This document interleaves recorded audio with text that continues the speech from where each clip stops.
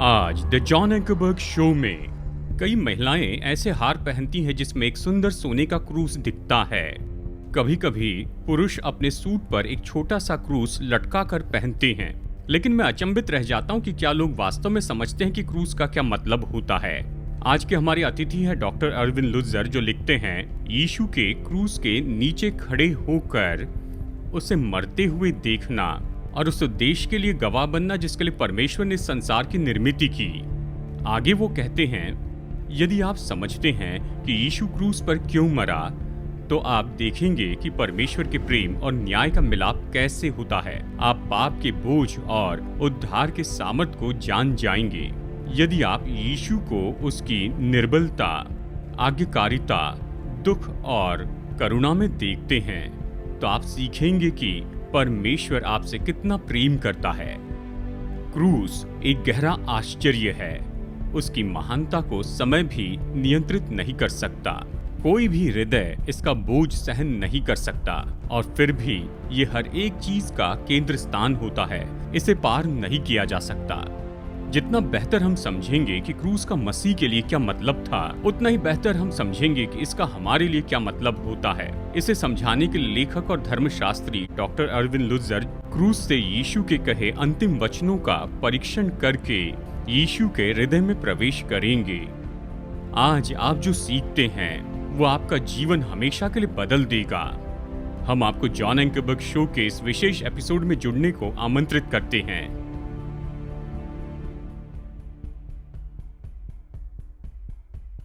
Programme में स्वागत है। मैं हूं जॉन एंकरबर्ग। जैसे आपने सुना, आज मेरे मेहमान हैं डॉक्टर अर्विन लुत्जर। हम इस प्रोग्राम की शुरुआत व्यक्तिगत उदाहरण से करना चाहते हैं।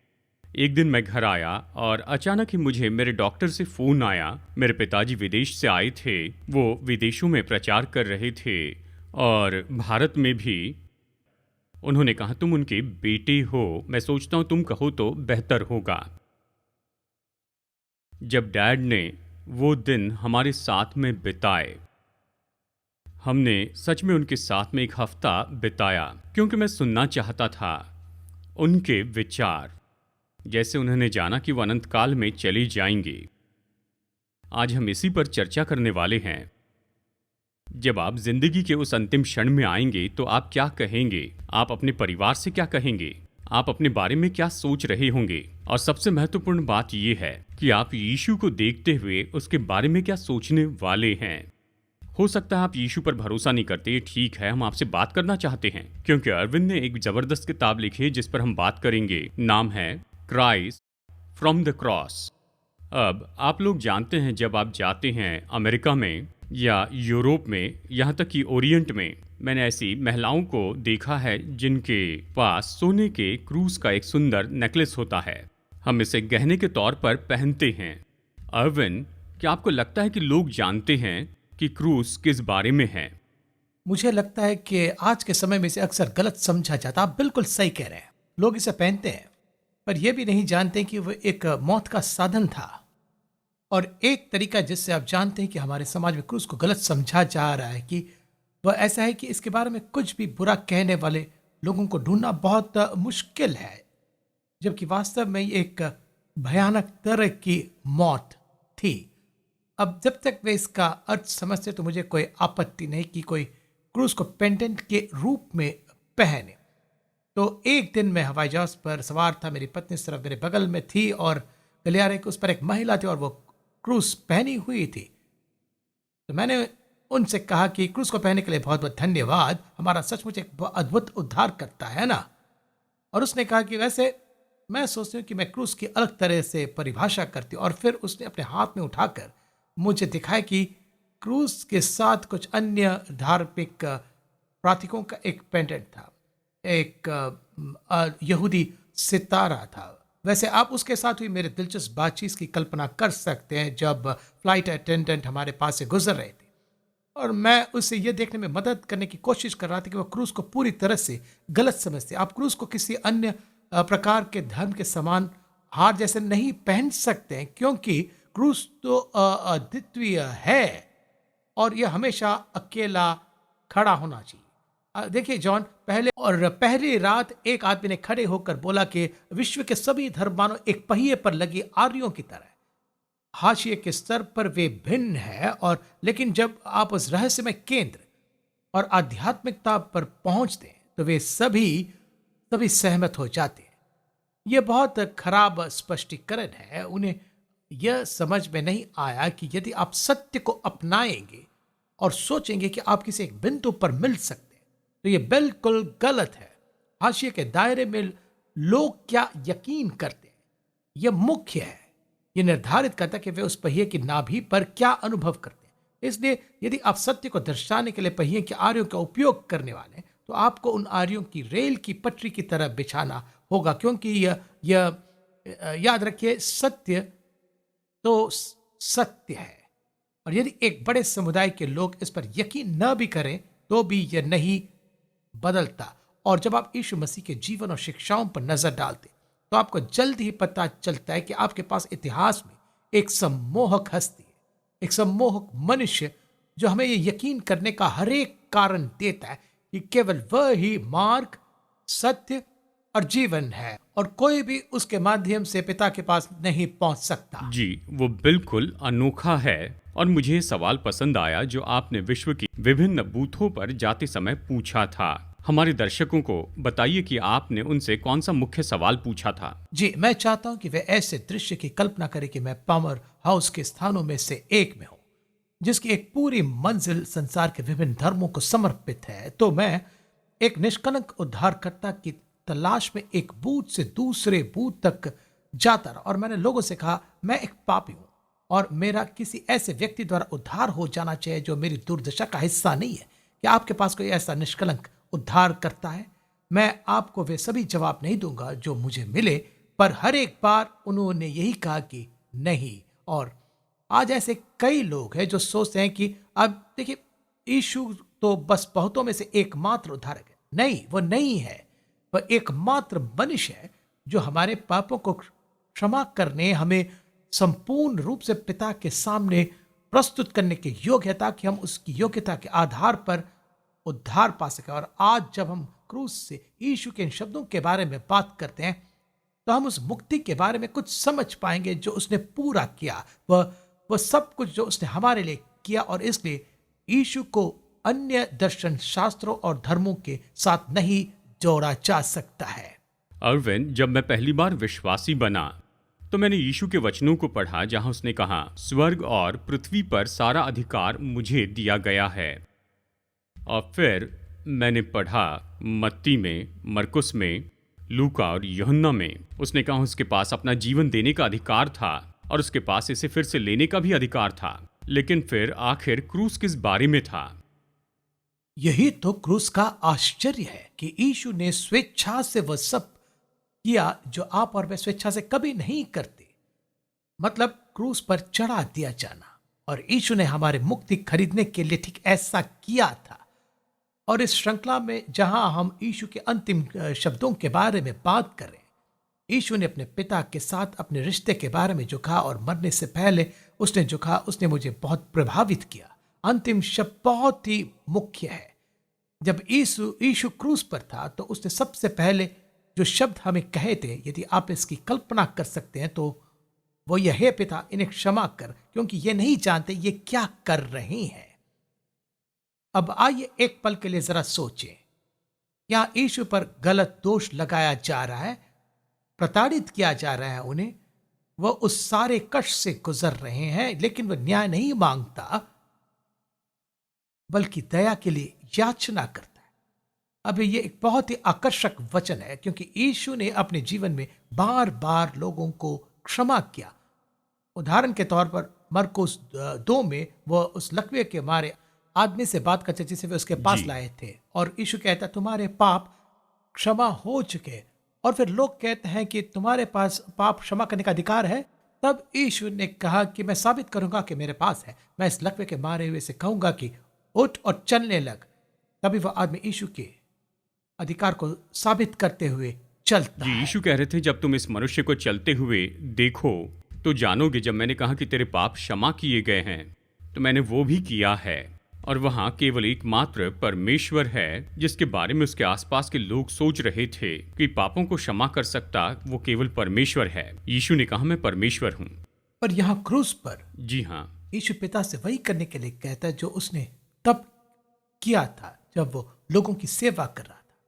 और कितना दिलचस्प बात नहीं है, हमारे पास इतना अद्भुत उद्धार करता है जो यीशु मसीह इसके बीच में परमेश्वर को अपना पिता बुलाता है।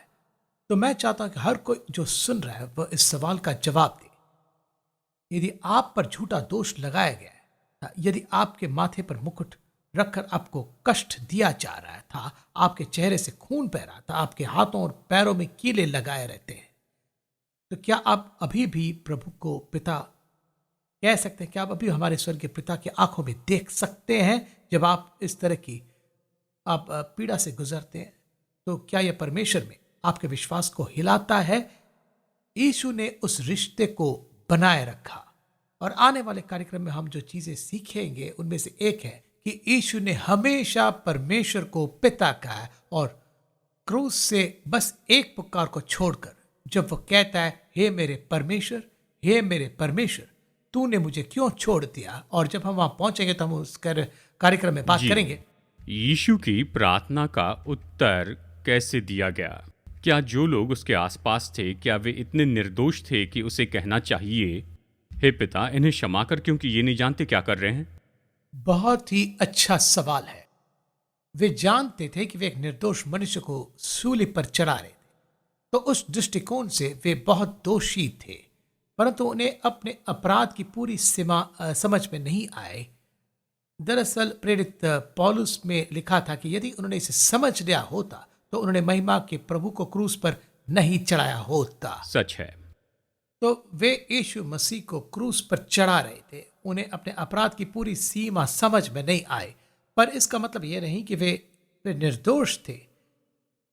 वे किसी ऐसे मनुष्य को क्रूस पर चढ़ा रहे थे जो निर्दोष, और वे इसे जानते थे, पर यीशु उनकी ओर देखते हुए ये खूबसूरत शब्द कहता है, हे पिता, इन्हें क्षमा कर क्योंकि ये नहीं जानते ये क्या कर रहे हैं। मैं इस शानदार विचार को लेना चाहता हूं जो आपने अभी प्रस्तुत किया है और इसे इन लोगों पर लागू करना चाहता हूं जो देख रहे हैं। हम नहीं जानते कि क्या वो किसी महल से देख रहे हैं, हम नहीं जानते क्या वो दफ्तर में देख रहे हैं, हम नहीं जानते शायद वो देख रहे होंगे भारत से या अफ्रीका से या दक्षिण अमेरिका से या कनाडा से, लेकिन ये सभी लोग अलग अलग परिस्थितियों में हैं और इनमें से बहुत से लोग निराश हैं क्योंकि इनका जीवन बहुत खराब हो चुका है। इन्होंने ऐसा कुछ किया है जिसके कारण इनके हृदय में दोष आया। ये सोचकर उनमें शांति नहीं है, वो अपने आप को पसंद नहीं करते। शायद दूसरे लोग भी उन्हें पसंद नहीं करते होंगे।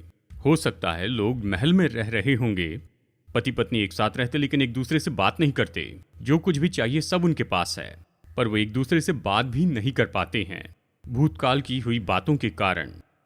इन शब्दों का उपयोग कीजिए, हे पिता, इन्हें क्षमा कर क्योंकि ये नहीं जानते कि क्या कर रहे हैं।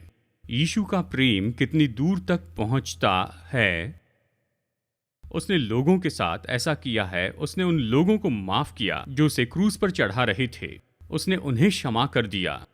क्या उसकी प्रार्थना का उत्तर दिया गया और फिर आप इसे सब लोगों पर कैसे लागू कर सकते हैं, ये बताइए। सबसे पहले जॉन, मैं कुछ चीज स्पष्ट करना चाहता हूं।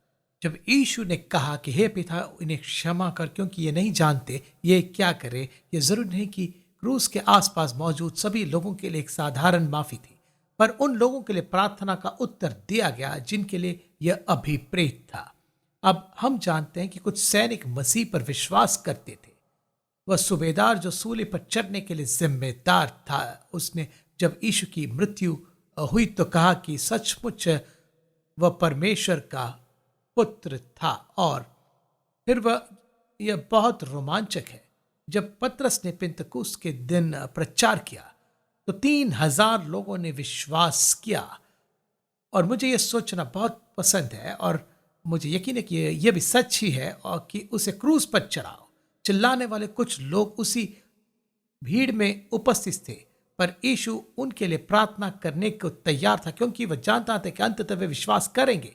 अब आइए इस बारे में सोचते। वही ये लोग जिन्होंने कहा कि उसका लहू हम पर और हमारे बच्चों पर हो, यीशु ने अपना लहू लेकर उन पर लगाया और उन्हें माफी माफी भी मिल गई। तो आपके सवाल के जवाब में यह उन लोगों पर कैसे लागू होता है जो आज हमें देख रहे हैं। हमें इस बात पर जोर देने की जरूरत है कि अक्षम्य पाप जैसी कोई चीज नहीं है।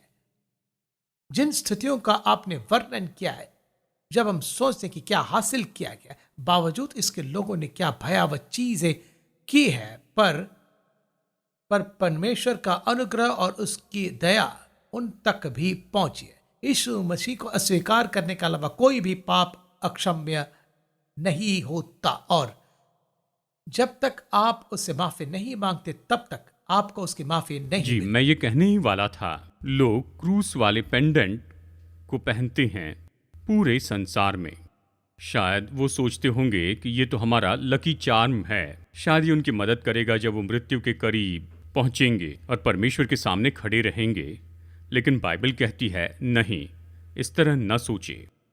बाइबल बहुत स्पष्ट रूप से कहती है, परंतु जितनों ने उसे ग्रहण किया उसने उन्हें परमेश्वर की संतान कहलाने का अधिकार दे दिया। अब यहां दो टिप्पणियां की जानी जरूरी है। उस पर विश्वास करना एक बात है, उसे ग्रहण करना किसी व्यक्ति के पापीपन को स्वीकारना और परमेश्वर के अनुग्रह और दया को प्रतिक्रिया देना एक और बात है। और इसलिए हमें यह समझने की जरूरत है कि यदि इन पुरुषों ने यीशु मसीह को क्रूस पर चढ़कर जो किया, उसकी भयावहता को प्रभु क्षमा करने में सक्षम था, तब हम निश्चित रूप से कह सकते हैं कि यह अब तक का सबसे बुरा अपराध है। यदि इसे क्षमा किया जा सकता है, तो फिर आज हमारी बातचीत सुनने वाले किसी भी व्यक्ति को क्षमा किया जा सकता है, यदि वे यीशु मसीह के पास पहुंचकर उसने जो क्रूस पर पूरा किया उसे ग्रहण करते हैं। जी, मेरे एक मित्र हैं जिन्हें आप जानते होंगे, जो कि बहुत ही कट्टर नास्तिक थे अपने शिकागो शहर में। वो शिकागो ट्रिब्यून के कानूनी संपादक थे। वो येल यूनिवर्सिटी गए, वहाँ कानून की डिग्री की और फिर वो शिकागो ट्रिब्यून के कानूनी संपादक बन गए। और उनका यीशु के साथ कुछ भी लेना देना नहीं था। एक दिन उनकी पत्नी ने आकर उन्हें हैरान किया और कहा कि वो एक विश्वासी बन गई हैं। उन्हें इतना गुस्सा आया कि उन्होंने दीवार पर ढूंसा मार दिया। उसके बाद उन्होंने यीशु के बारे में देखा, उसके ऐतिहासिक अभिलेखों को देखा, यीशु के बारे में खोज करते हुए 2 साल बिता दिए और फिर वो खुद विश्वासी बन गए। और आपने अभी जो वचन बताया है, जितनों ने उसे ग्रहण किया उसने उन्हें परमेश्वर की संतान कहलाने का अधिकार दे दिया, अर्थात उन्हें जो उसके नाम पर विश्वास करते हैं। उन्होंने कहा मुझे केवल उसे ग्रहण करना था, उस पर विश्वास करना था। अब मैं सोचता हूँ अरविंद, ऐसे बहुत से लोग हैं, वो मानते हैं कि यीशु जीवित था, छोटा पेंडेंट भी पहनते हैं, शायद अपने सूट पर छोटा क्रूज भी लटकाते हैं, लेकिन उन्होंने वास्तव में कभी भी इस अर्थ में विश्वास नहीं किया है कि यीशु जब वो क्रूस पर थे वो मर गया और उसने सभी पापों के लिए कीमत चुकाई। लेकिन उन्होंने कभी भी रुक कर उससे नहीं कहा, यीशु मैं विश्वास करता हूँ आपने मेरे सभी पापों की कीमत चुकाई और मैं आपको अपने जीवन में न्योता देना चाहता हूँ। मैं चाहता हूँ कि आप मुझे बदल दीजिए। आपने पवित्र आत्मा देने का वादा किया था, अब मुझे नई इच्छाएं और नई सामर्थ्य दीजिए कि आप जैसे चाहते हैं मैं वैसे ही जीऊँ। मैं ये अपने आप से नहीं कर सकता हूँ। इन लोगों को बताइए जो अभी सुन रहे हैं, हो सकता है कि अपने पूरे जीवन भर चर्च में गए होंगे, लेकिन इन्होंने कभी यीशु पर विश्वास करके अपने जीवन में उसे स्वीकार नहीं किया। सबसे पहले जॉन, मैं इस बात पर जोर देना चाहता हूं कि आज हमें सुनने वाले बहुत से लोग यह सोचते हैं कि प्रभु के प्रेम के कारण उन्हें क्षमा किया जा सकता है। खैर, शुक्र है परमेश्वर प्रेम है, लेकिन क्षमा का आधार यह सच्चाई है कि यीशु मसीह ने पापियों के लिए अपनी जान दी और क्रूस पर 2 ऐसे स्वभाव थे जिन्हें स्थित किया गया। परमेश्वर प्रेम था, इसलिए वह क्षमा करना चाहता था, पर साथ ही वह तब तक ऐसा नहीं कर सका जब तक उसका न्याय संतुष्ट नहीं हो गया, और इसे हमारे कुछ आने वाले कार्यक्रम में समझाया जाएगा। पर यहां क्रूस पर यीशु मसीह कह रहा है कि हे पिता, इन्हें क्षमा कर, उसकी दया उन सभी पर पहुंच गई है। तो आज जो हमें सुन रहे हैं, मैं आज आपसे सीधे अपने मन से आपके हृदय तक बात करना चाहता हूं। क्योंकि आपके मन में कुछ संदेह हो सकते हैं जो स्वाभाविक है। आप अपने संदेह के साथ भी यीशु मसीह के पास आ सकते हैं, पर जो बात मैं आपको समझाना चाहता हूं वो ये है, आज ऐसे बहुत से युवा है जो सोचते हैं कि मसीही धर्म, पर केवल मसीही धर्म में ही परमेश्वर स्वयं बलिदान बन जाता है। कुछ साल पहले एक टॉक शो के एक होस्ट ने टेलीविजन पर कहा कि अगर परमेश्वर इस संसार से प्रेम रखता था तो उसने यीशु को मरने के लिए क्यों भेजा? वह स्वर्ग से बाहर आकर स्वयं ऐसा क्यों नहीं कर सका? उसने ये स्वयं किया। यह त्रिएक परमेश्वर का एक रहस्य है, लेकिन परमेश्वर मसीह में था। मसीही धर्म एकमात्र ऐसा धर्म है जहां परमेश्वर मुक्तिदाता बनता है। हमारे पास कितना अद्भुत उद्धार करता है, लेकिन मैं ये सोचे बिना नहीं रह सकता कि मैं आज लोगों से बात कर रहा हूं। आपको लगता है कि आपने बहुत पाप किया है, शायद पीछे मुड़कर देखें और आप गुस्से से और पछतावे से भर जाएं। आप परमेश्वर पर क्रोधित भी हो सकते हैं और आप मन में सोचते होंगे कि संभवतः मैं कैसे विश्वास कर पाऊं, और शायद आप भी सोचते हो कि परमेश्वर आपको माफ नहीं कर सकता। मैं चाहता हूं कि तुम दो परिकक्षाओं की कल्पना करो। एक रास्ता बहुत ही गंदा है जिसमें गहरे गड्ढे हैं जो खाई में जाते हैं, और दूसरा रास्ता बहुत अच्छी तरह से तय किया गया, पर जब बर्फ आती है तो वह दोनों रास्तों को समान रूप से ढकती है। तो बाइबल सिखाती है कि जैसे बर्फ किसी पहाड़ की चोटी को या सड़कों को ढक देती है, उसी तरह वचन के अलंकार का उपयोग यह दिखाने के लिए किया जाता है कि परमेश्वर वास्तव में हमारे पापों को ढकता है। पुराने नियम में एक वचन है जो कहता है, अब आओ हम आपस में प्रतिवाद करें। यहोवा कहता है, तुम्हारे पाप चाहे लाल रंग के हो तो भी वे हिम की नाई उजले हो जाएंगे, और चाहे वे अर्गवानी रंग के हो तो भी वे ऊन के समान श्वेत हो जाएंगे। क्या आप अभी भी महसूस करते कि क्षमा के लिए प्रभु आपसे यीशु मसीह के पास आने के बारे में बात कर रहा है? क्या आप मेरे साथ प्रार्थना करेंगे या पाप का अंगीकार करने, पाप से पश्चाताप करने और हमारे उद्धार के लिए मरने वाले मसीह को ग्रहण करने की एक सरल प्रार्थना होगी? हे पिता, मैं उन सभी के लिए प्रार्थना करता हूं जो आज मुझे देख और सुन रहे हैं। हे प्रभु, मैं प्रार्थना करता हूं कि आप उनकी कठोरता को दूर करें, सभी बाधाओं को दूर करें जो इस वक्त उनके मन में खड़ी हो रही होंगी, और उन्हें दिखाइए कि यीशु पापियों के लिए भी मर गया। मैं विनती करता हूं कि हे प्रभु परमेश्वर, कि वे अपने उद्धार के लिए अपना भरोसा केवल यीशु को ही सौंप पाए। हर एक तक सुसमाचार पहुंचाने के विशेष एकाधिकार के लिए हम आपको धन्यवाद देते हैं। यीशु के नाम में हम प्रार्थना करते हैं, आमीन। धन्यवाद अरविंद ऐसा करने के लिए। और दोस्तों, मैं चाहता हूं कि आप मेरे साथ में बने रहिए, क्योंकि कुछ पल में मैं व्यक्तिगत बात करना चाहता हूं और मैं आपको बताना चाहता हूं कि हम क्या चर्चा करने वाले हैं अगले हफ्ते। तो हमारे साथ बने रहिए। हमारे साथ जुड़ने के लिए धन्यवाद। प्रभु आशीष दे। बने रहिए, जॉन जल्द लौटेंगे।